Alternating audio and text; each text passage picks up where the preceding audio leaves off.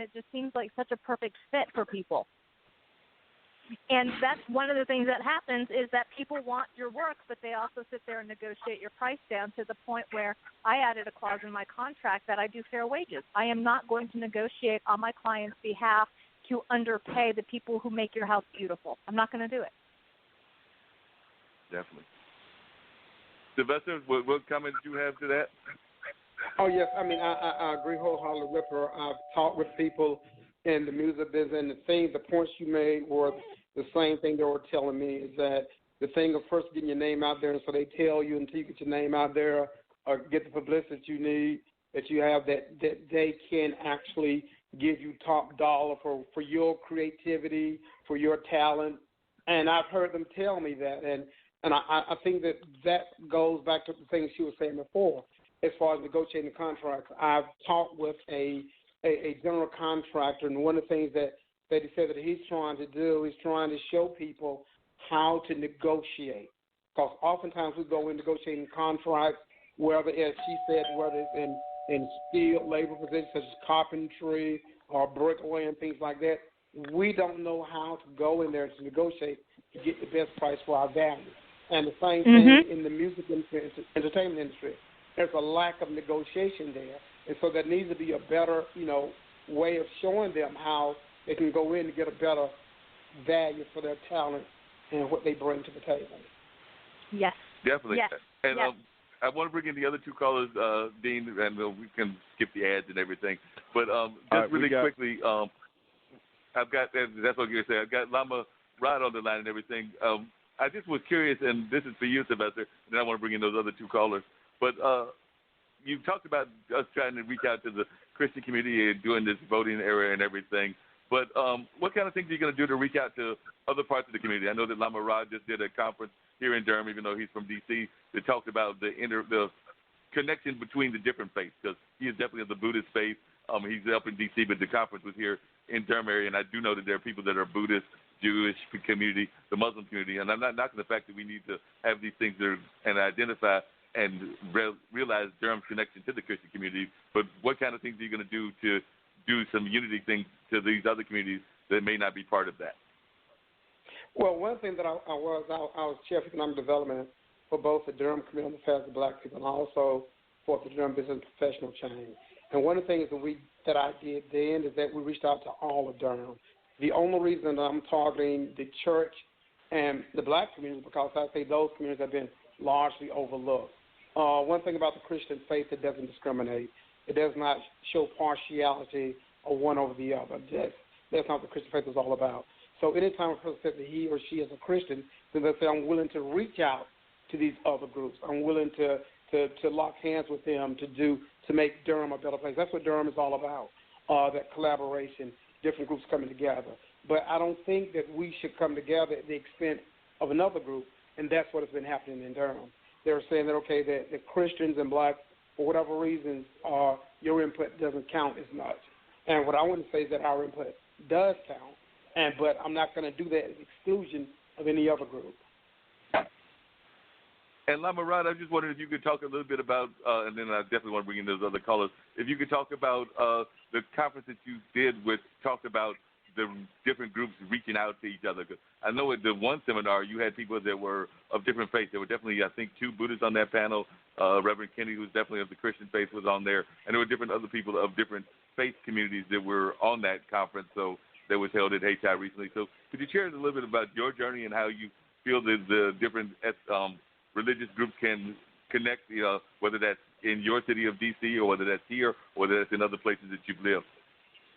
Yeah, absolutely. The program that we did in Durham was called Drawn Together, and was something that I suggested maybe about a year ago, last fall actually. I suggested the community that I work with to kind of pull that together, because I think interfaith dialogue is such an important part of the work that we need to be doing moving forward right now as a community and as a country, because there's so much division happening around religion, spirituality, and faith. Particularly for the black community, it's important that we begin to understand that the black community is not this homogeneous community where everyone's Christian. And as we saw from the panels, several weeks ago, we were able to see that, like, we have, black folks who are Jewish and black folks who are Muslim, black folks who are Buddhist, black folks who, practice within different denominations within Christianity. And that's so important, again, to recognize the diversity of spiritual beliefs and paths within, the black and African American community right now.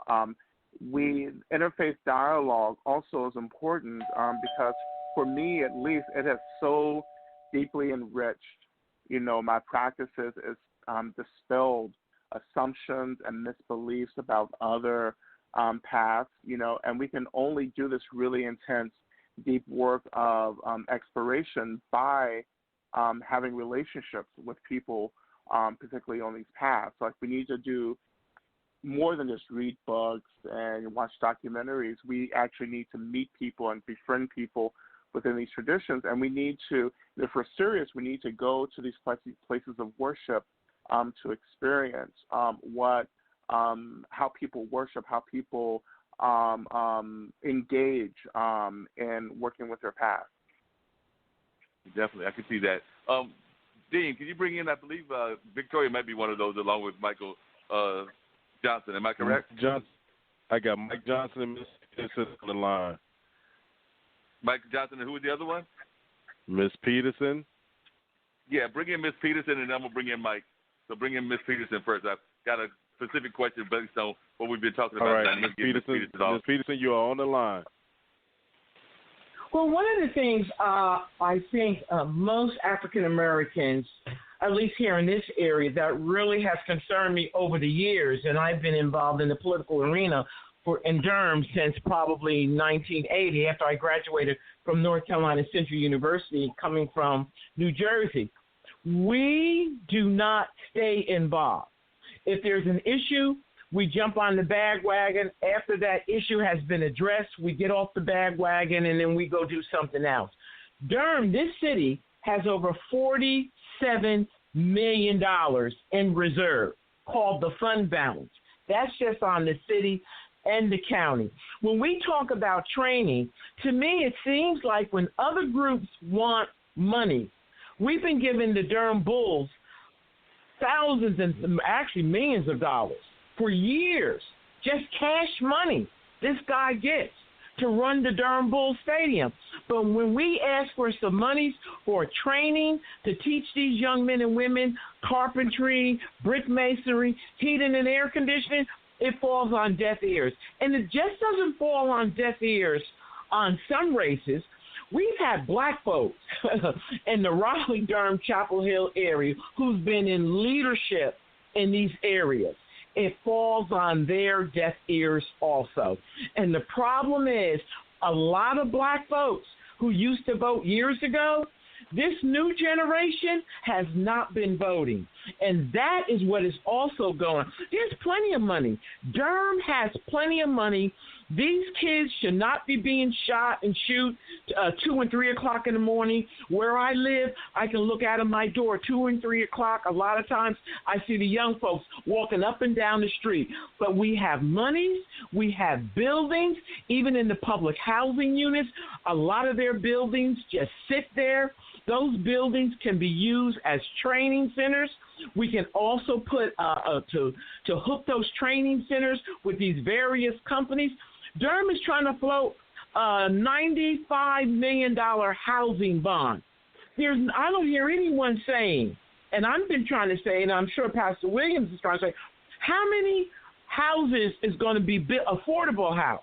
Okay, a $300,000 to $400,000 home is not affordable.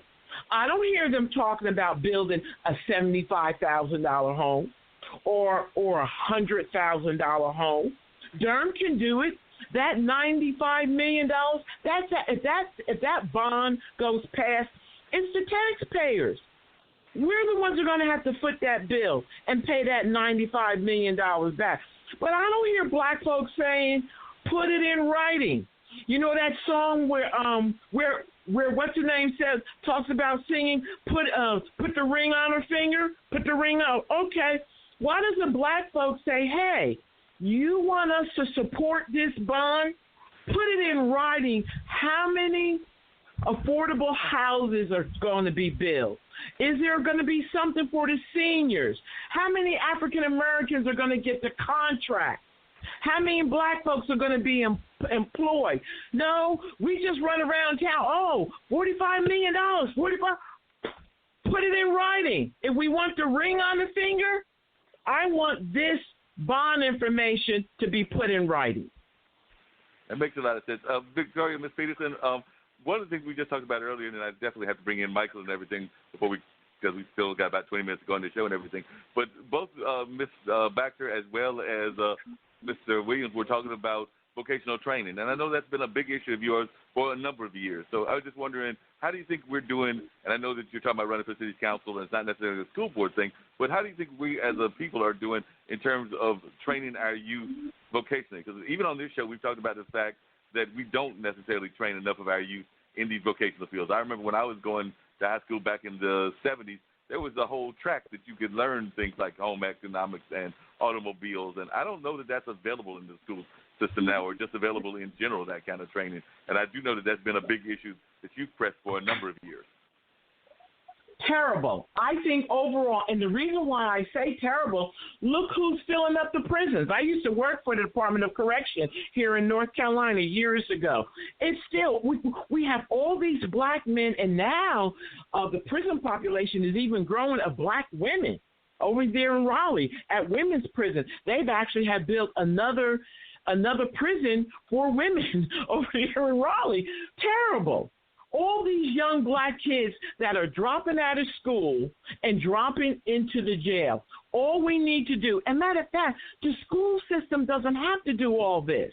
When black folks can get out here and build $1 and $2 million churches, sanctuaries, even the Jewish community. I heard my brother mention about the other religions, the Jewish community, the Buddhist. These folks have monies. Why can't they all come together and say, okay, we're going to find 1 or 2 buildings in this community, and we are going to run vocational training school programs. The school system doesn't have to do everything. The police department definitely cannot do everything. But we have the monies now, brother. This isn't 200 and 300 and 400 years ago. We have black folks that are educated, smart. We've got plenty of money in our community. We're spending close to $200, maybe for some folks, $300 on a pair of sneakers. We have plenty of money in our community, and these other people know it. So this is what they say. The other folks will say, well, if they don't care about their community, well, we're going to lock them up because we're not going to have these folks running around in the community shooting and killing. As long as they staying on the other side of the track, shooting and killing, let them stay over there. But as soon as they cross that track, they're going to wind up in the jail. And that's what's been happening in North Carolina for years, brother, because not everybody can go to North Carolina Central University, awesome university, Duke University. But guess what? After that gentleman gets that PhD, who's going to build his house? Who's going to lay the bricks?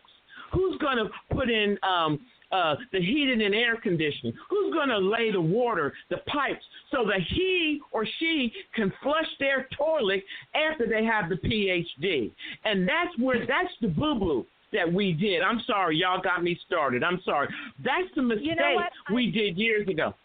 That's the mistake. Let me finish. That's the mistake we did years ago when we tried to convince black folks everybody needed a 4-year education. And now we're in the mess. But it's not too late. It's not too late. We can reach back. There's still some time. We can reach back and still salvage a lot of our young people. But if we keep waiting, brother, we are going to be the third world right here in Raleigh, Durham, Chapel Hill, unless we do something. All right. Nicole, what did you want to say to that? Well, I think she makes some good points, and going back to something she had said earlier about teaching these things and the money that we have, I I lived in downtown Durham for a while, and I live in Lakewood right now, and I drive by that area around NC Central. And the thing that is so tragic to me is watching house after house after house sell and going to a flipper who's going to buy it, dump a bunch of cash into it, and sell it for a fortune. And I feel